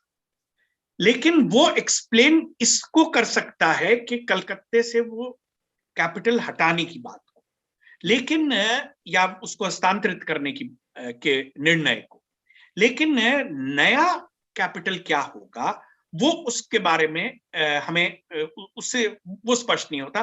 तो जहां आप दूसरी बात कह रहे हैं वो एक फैक्टर था दिल्ली को सिलेक्ट करने का, क्योंकि कई उस वक्त प्रस्ताव थे उनके सामने। एक प्रस्ताव जो सबसे गंभीरता के साथ जिसके ऊपर विचार किया जा रहा था वो था कि परमानेंटली अगर 7 महीने कैपिटल रहता है शिमला में, तो परमानेंटली उसको शिमला में ही शिफ्ट कर दिया जाए। उससे जो एक बड़ा एक्सपेंस है और जो उसकी लॉजिस्टिक्स है, कलकत्ते से दिल्ली आना और दिल्ली से कलकत्ते से शिमला और शिमला से वापस फिर कलकत्ता, वो लॉजिस्टिक्स जो है वो बहुत उसमें बड़ा प्रॉब्लम्स भी थी। तो अगर हम सिर्फ शिमला में रखें तो वो बेहतर रहेगा। So that was one line of thinking. And already Shimla, as I said, 7 months in a year, the British Indian government functioned from Shimla. So that is one consideration. So that is one serious sort of proposal. लेकिन शिमला की अपनी limitations भी हैं। जैसा आप जानते हैं कि पहाड़ के ऊपर इतना बड़े पैमाने पर शहर का विकास करना या नई imperial structures को build करना, which was part of the agenda, big monumental architecture, that was the agenda. और 1911 में अभी फर्स्ट वर्ल्ड वॉर के ईव पर है, तो वो सब समस्याएं जो ब्रिटिश इंपीरियलिज्म को फर्स्ट वर्ल्ड वॉर के कारण हुई वो अभी सामने नहीं आई। After that it became very difficult for the British actually. In fact, some of the projects had to be curtailed, and what was the new imperial capital was actually an unfinished project. So because as you know, other thing, a lot of the expenses had to be cut down by the time you come to the 30s. And then of course the Second World War. So isme, the British stayed in the new imperial capital just for about 16 years. They had a longer stay in the temporary capital, which is Delhi University campus, jahan pe sthit hai. They had a slightly longer stay from 1912 to 1931.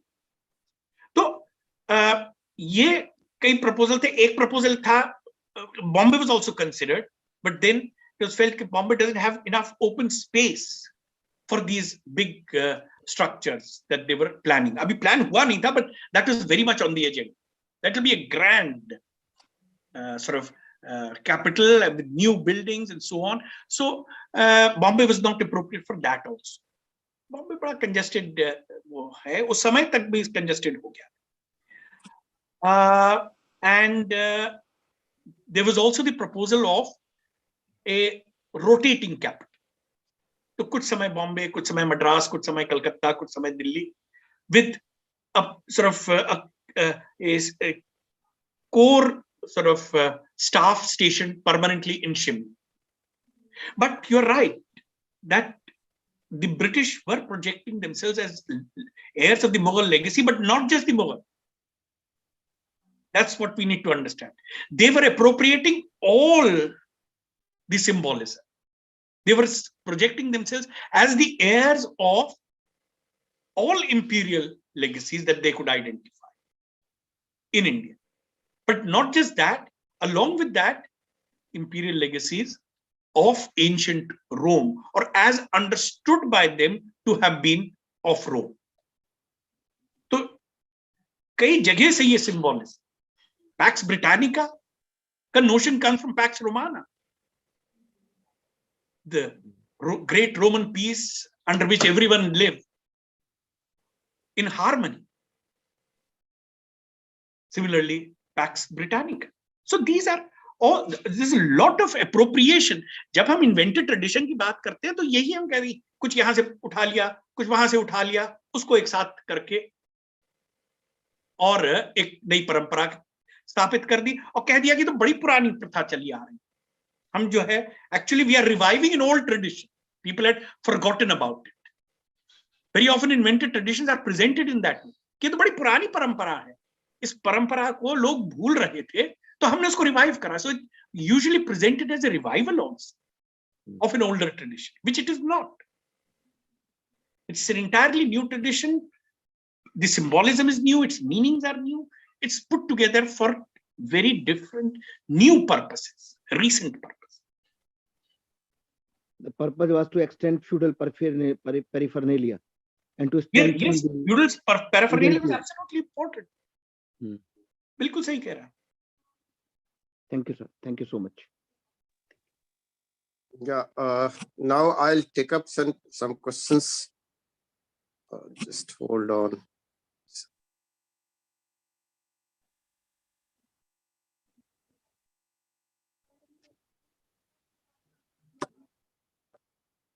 I'll take up some questions from the chat box. And sir, am I audible? Yeah, you're audible. Perfectly audible. Okay. So Vivek has asked a question. What were the reaction of officials in British administration after the declaration of the title Imperatrix? See, officials, obviously, whatever might be, we don't have access to their private conversations or drawing room conversations. But officials obviously knew that their job was to project this title as sort of widely as possible and to send out this message, you know, that that you are part of an empire which is ruled by a very powerful monarch. So they got down to the business of planning it on that scale. Lytton's Darbar of 1877. That was the task which they had been mandated. अब वो private drawing room में वो क्या बातचीत कर रहे थे, वो हमें, we don't have access to that. No official obviously was going to write anything publicly. But what gives us an idea about what might have been reactions, at least of some sections of the officials, both in India as well as in London, is the strong opposition that was there to Victoria's new title. Actually, a lot of that opposition is often missed out in a lot of the writing which is there on the Royal Titles Act also. So they assume that this was a title which had no problems with it. It had serious problems. One of the reasons was that here is a constitutional monarchy which has become a constitutional monarchy where the authority of parliament is paramount after a very long struggle, going back to the 17th century, if not longer. And now what are you doing? You're using a new title to project Victoria as a despot. Roman rulers क्या समझती? Roman history की समझ उनकी यही थी कि Roman emperors were despotic. तो उस समझ, उसको आप बढ़ावा दे रहे हैं उस विचार को, तो इसलिए बहुत ऑपोजिशन था इस बात, इसीलिए स्पष्टीकरण देना पड़ा डिज़रायली को कि ये टाइटल के कोई इंप्लीकेशंस नहीं हैं इंग्लैंड के लिए. England she continues to be queen of England, Scotland, Wales, Ireland and so on. But only in the case of India, there were officials who were not taken in by that. Obviously, we know that. Parliament में कह रहे थे Disraeli और जो उनके secretary of state for India है कि साहब इंडियंस चाहते हैं कि ये टाइटल हो, प्रिंसली रूलर्स चाहते हैं, it's there in the debates, as if, and this was projected as a kind of unfinished business of 1857 also. It was supposed to, that's how it was presented in Parliament, as kind of marking closure of 1857. Because वो unfinished business रह गया था. Victoria became, the power was transferred to the crown, लेकिन ये title का काम अधूरा रह गया. तो अब हालात ऐसे हो गए कि अब हम वो टाइटल नया कर रहे हैं. क्यों? क्योंकि इंडियंस की मांग है. Do you think officials in India didn't know that this was irrelevant as far as most Indians were concerned? What title Victoria had? It is a meaningless issue for them. But obviously they are not going to say it in public. But I'm very sure that many of them shared in this sentiment. Many of them shared in this sentiment. And we also know that both Lytton and Curzon were close to the inner core of the Tory party. And this was a Tory party agenda also.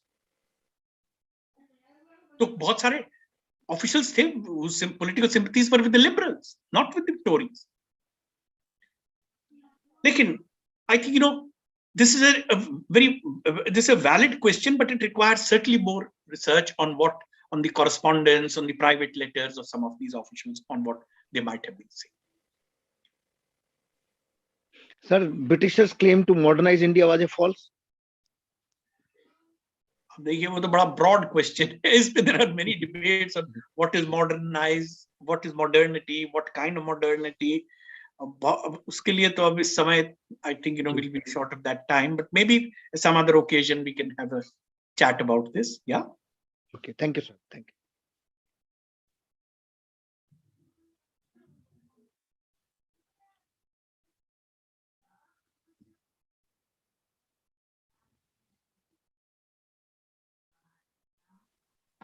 Your audio is not.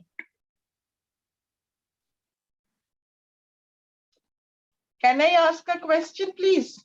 Yes, ma'am. Yes, ma'am. Yeah, can I ask? Yes, ma'am. Yes, ma'am. You can. Okay. Professor Farooqi, this has been a great pleasure, first of all, to listen to you. And मेरे को लगता है कि सबसे पहले तो हमारे छात्र बहुत ही जिस प्रकार से वो सवाल पूछ रहे बहुत खुश हैं कि आपने उनको इतनी इंटरेस्टिंग इंफॉर्मेशन एक पास्ट को कैसे रिक्रिएट किया जा रहा है and you brought alive this idea of invention of tradition, that how it is actually practiced, how it is being done. I really want to thank you for this thing, but I also wanted to ask you that this thing between the queen and the empress, this title ka jo division aap keh rahe hain ki, is also because the British are now, this is also the time when they are feeling very confident towards the end of the century that they are going to stay here. They are here to stay. And this was a final assertion that, by using symbols from the feudal past of Europe and also by using symbols, what they think were symbols of feudal past of India, they are saying that we are on top of all this and we are here to stay. So that was very important. But there was a question a student had asked, and I thought that question didn't get to be heard. Somebody had written that how were the Indians responding to this darbar? And the students wanted to know the cost of the darbar and the Indian response to it. Yeah, I think that's a very good question. Now, you see, I think we need to look at the darbars, the three darbars separately, because at the time of 1877, actually, even in 1877, there's a great deal of criticism of the enormous expense of the darbar, particularly when there is a famine on, when there are other kinds of problems, financial problems of the state, and people like R.C. Dept, in fact, were very critical of the 1877 darbar. But by the time you come to the, so it's not as though there was no criticism. There was criticism, although the princes were kind of, as could be expected, they were vying with each other to, hold functions in their states for celebrating this great occasion in which Victoria has become their empress and so on. But there was criticism of the expense that was lavished on this. It was considered to be absolutely useless expense. By the time you come to 1903, things have changed, and more so by 1911. And the Congress itself articulated a strong critique of these darbars. So it is not as if these darbars, in fact, by 1911, the critique is a strong critique, which is also one of the reasons why there was no darbar. By the time you come to the sort of, when, not just 1911 itself, but also in the 20s, looking back on what the darbar had meant in terms of expense and outlay and waste of public resources, the Congress was very, very strongly critical of this. That is one of the reasons why the next darbar, the darbar which was never held, the 1936 darbar, there was talk of a new darbar. In fact, there was talk, since the new capital had just been inaugurated and they had been shifting to the new capital, there was talk of, the new emperor, that king emperor, that is George VI, traveling to India for the twin sort of job of both inaugurating the new capital formally and also of a second darbar, but it was never held. It was never held precisely because it was realized by the 30s that it will not be accepted. This will just not be accepted. They got away in 1911 and 1903. 1877 was a difficult moment, Even then, of course, there are people who are criticizing it, but it was a difficult moment in the sense that, the process of the anti-colonial struggle gathering momentum after 1857, that had received a setback. So it would have taken a little time. So voices were there, but they were not sort of so strong as they were by 1903, 1911. But the British got away with that. But 36, they would not have got away. So yes, we need to bear in mind that there's great deal of criticism and began to be articulated very strongly by the time you come to the second Darbar.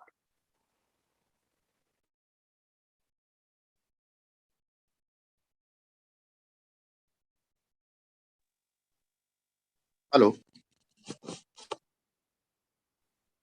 I think बहुत सारे questions हैं अभी, तो time बहुत ज्यादा हो चुका है ऑलरेडी, तो हम आगे बढ़े अपने प्रक्रिया की तरफ.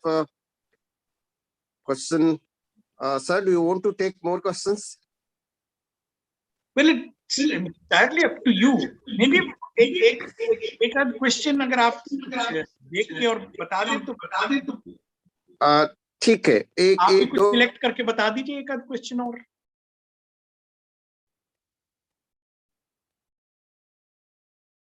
You're muted.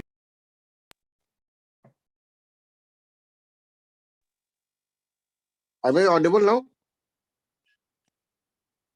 Yeah, you're audible. Okay.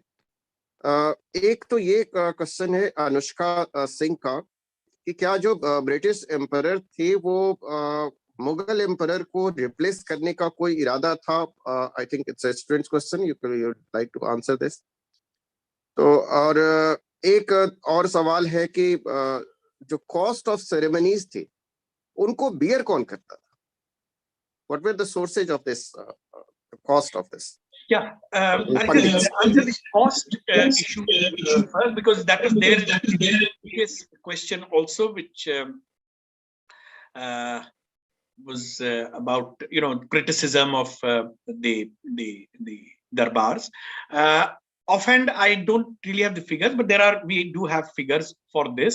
But related to that is who bore the expense. Obviously, the Indian people bore the expense. This went out of the revenues of India. The British did not pay for it. The British paid. I hope you are aware that the entire sort of drain of wealth issue is closely related to the expense incurred in Britain of administering India. All those salaries, all those payments were made out of Indian resources. So ultimately, it was the people of India who paid for it. Yeah. And the question about the emperors. Now, you see, the question, by the time you come to the 1870s, this is to a great extent an irrelevant issue as far as the British are concerned. They have already asserted the sovereign, because it's connected to the question of sovereignty, samprabhuta. वो उन्होंने assertion 1858 के proclamation में ही कर दिया. 1858 में जब bill पारित हुआ, जब एक्ट पारित हुआ अगस्त में, जिसके द्वारा ब्रिटिश सरकार ने डायरेक्टली टेक ओवर कर लिया इंडियन एडमिनिस्ट्रेशन और ईस्ट इंडिया कंपनी की भूमिका उसमें समाप्त हो गई, तो उसके पश्चात एक घोषणा, एक रॉयल प्रोक्लेमेशन विक्टोरिया के द्वारा किया गया 1858 में नवंबर में, कि अब मैं शासक हूं, the British crown. So I am your monarch now. This was an assertion of sovereignty.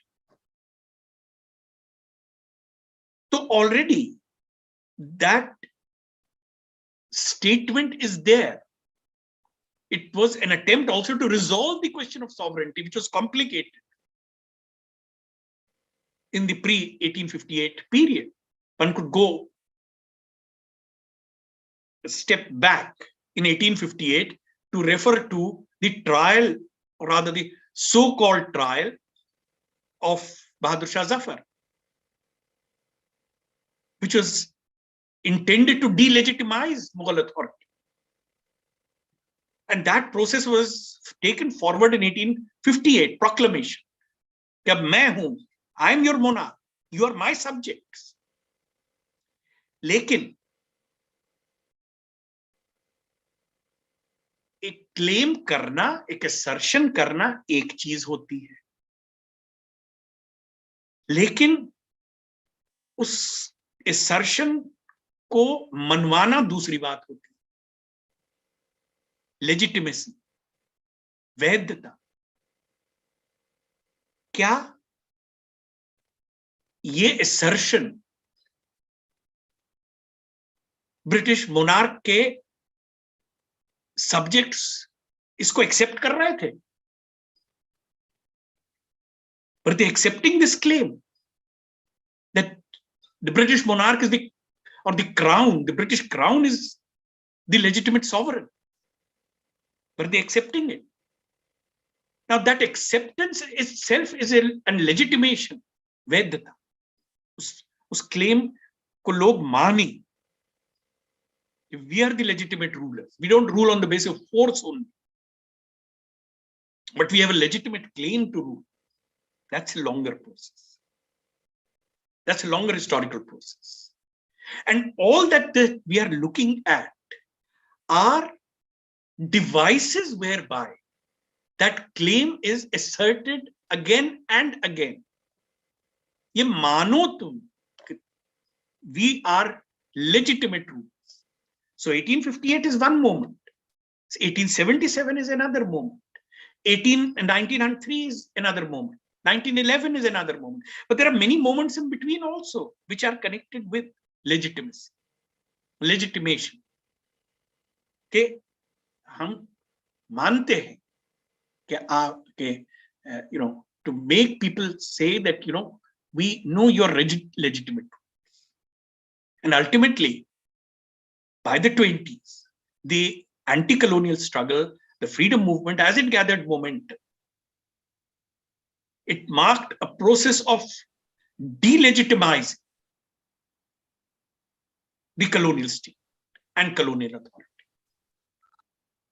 It lost its legitimacy by the time you come to the late 30s, early 40s. It had lost its legitimacy. That's why it became so difficult for them to hold on to it. तो legitimacy के ये अलग अलग क्षण है, कोशिशें हैं. It's a long drawn out process.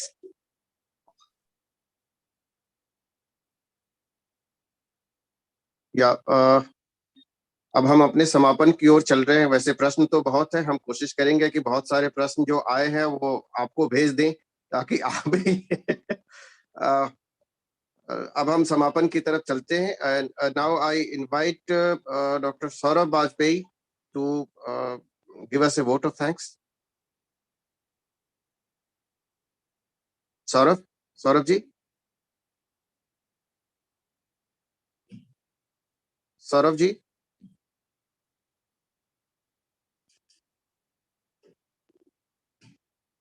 Saurabh ji.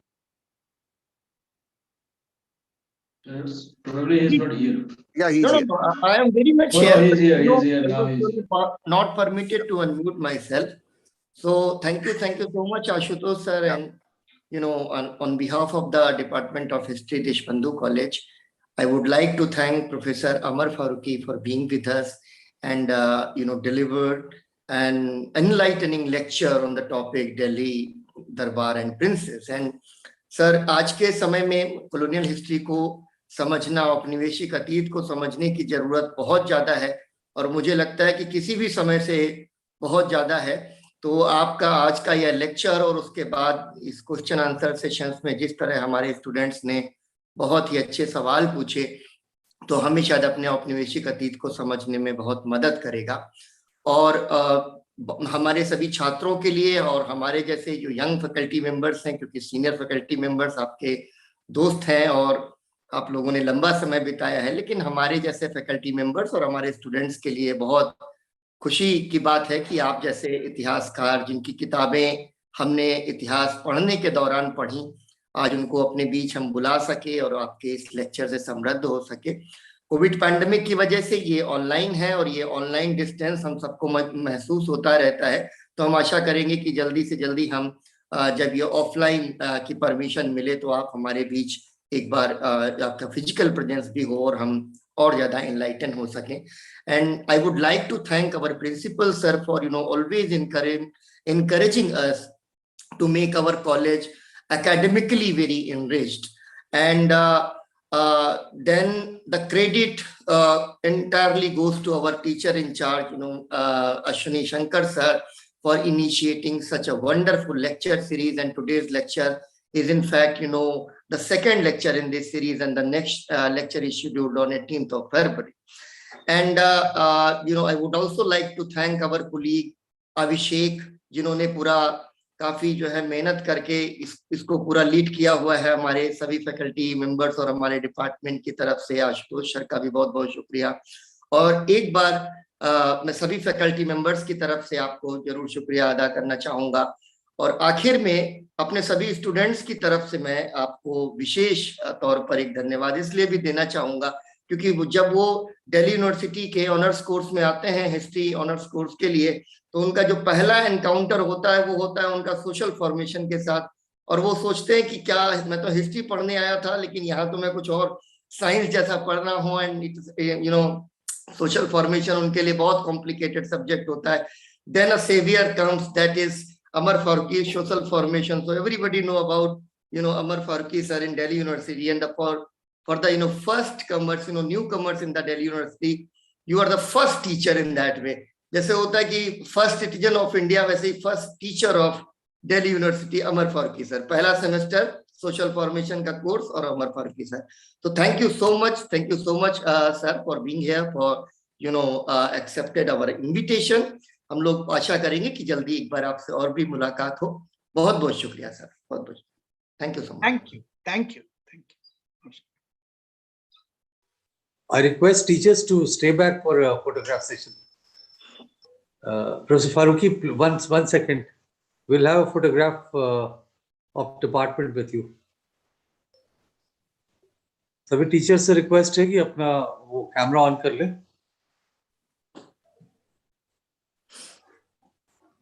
Lakshmi, camera on कर भाई।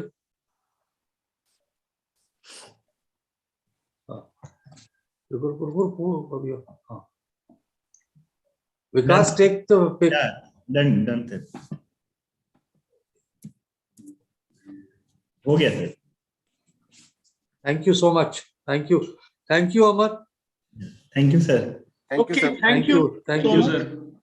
अभी चाय ड्यू है, फिर जब हालात बेहतर होंगे तो श्योर लंच भी करेंगे सर, लंच भी करेंगे आपके साथ। Thank you Amar, thank you sir, thank you everyone. Thank you. Abhishek ji, What about the next announcement sir? हाँ अभिषेक जी कुछ कहना चाहते हैं क्या? नहीं, मैं अश्विनी सर से We'll do it later. We'll do it later. Okay. Fine sir. End कर दीजिए। I think thank you. Meeting. Thank you. Abhishek ji meeting end कर दीजिए। हाँ कर रहा हूँ।